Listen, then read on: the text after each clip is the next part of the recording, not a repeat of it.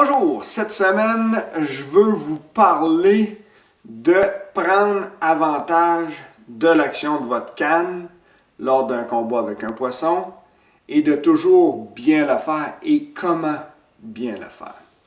Ce qui est important, c'est premièrement d'utiliser une canne ou une action de canne, une puissance de canne pour l'espèce pêchée. Ça, c'est la première des choses. On n'utilisera pas la même canne pour prendre des petites truites de ruisseau versus quelqu'un qui voudrait pêcher le gros brochet. Il va s'en dire.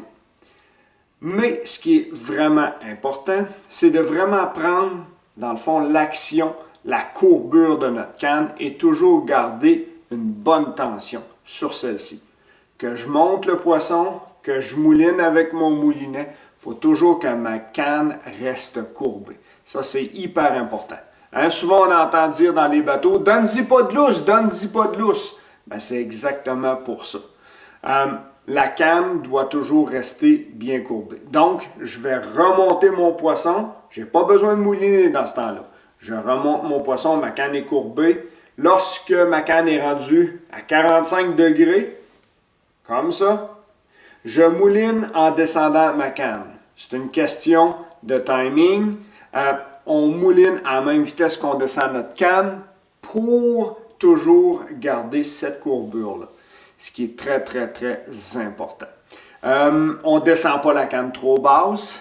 On s'organise toujours pour que notre canne travaille sur sa pleine longueur. Dernière chose, lorsque le poisson arrive à la surface, ne moulinez pas jusqu'à temps que le leurre soit pratiquement appuyé sur le sillon de votre canne.